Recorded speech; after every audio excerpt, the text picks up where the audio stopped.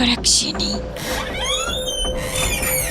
कई 100 साल पहले भारत के एक छोटे से सुरम्य गांव में एक सुंदर और नाजुक युवती रहती थी जिसका नाम था कृक्षिणी।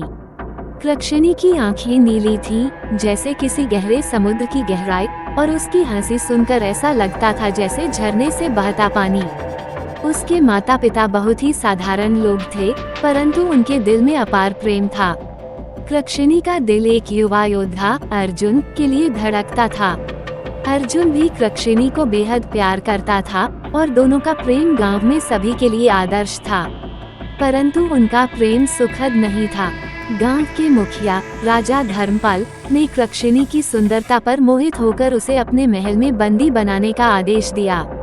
अर्जुन ने कृक्षिणी को बचाने की भरसक कोशिश की, परंतु राजा के सैनिकों ने उसे मार डाला। कृक्षिणी को महल में कैद कर लिया गया।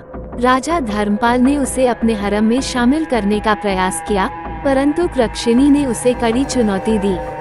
उसने अपने प्रेम अर्जुन की मृत्यु का बदला लेने का प्रण किया। महल में बंदी रहने के दौरान कृक्षिणी ने एक पुराने जादूगर से मुलाकात की। उसने कृक्षिणी की पीड़ा देखी और उसे काले जादू की ताकत दी। इस ताकत से कृक्षिणी ने राजा धर्मपाल और उसके सैनिकों को श्राप दिया और खुद को मौत के गले लगा लिया। मरते वक्त उसने कसम खाई कि वह इस जन्म में न्याय नहीं पा सकी तो अगले जन्म में पुनः लौटेगी।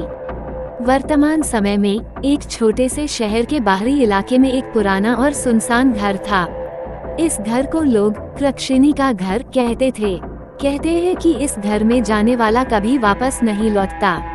अनन्या और रोहित, नवविवाहित जोड़ा, इस घर को किराए पर लेने आया। उन्हें पता नहीं था कि यह घर कितनी भयानक कहानियों से जुड़ा हुआ है। उन्होंने घर की पुरानी और विकट स्थिति देखी, परंतु सस्ते किराए के कारण इसे ले लिया। पहले कुछ दिन शांति से बीते, परंतु जल्द ही अजीब घटनाएं होने लगीं। अनन्या को रात में किसी के रोने की आवाज सुनाई देती, जबकि रोहित को महसूस होता कि कोई उसे देख रहा है। एक रात अनन्या ने एक परछाई देखी जो किसी महिला की थी। परछाई उसके पास आई और उसकी नीली आंखों ने अनन्या को झकझोर दिया। अनन्या ने धीरे धीरे महसूस किया कि वो परछाई उसे कुछ बताने की कोशिश कर रही है।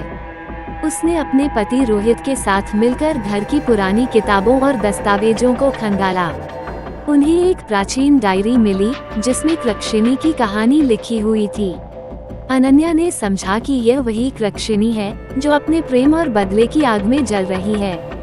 एक रात कृक्षिणी की आत्मा ने अनन्या पर पूरी तरह से अधिकार कर लिया।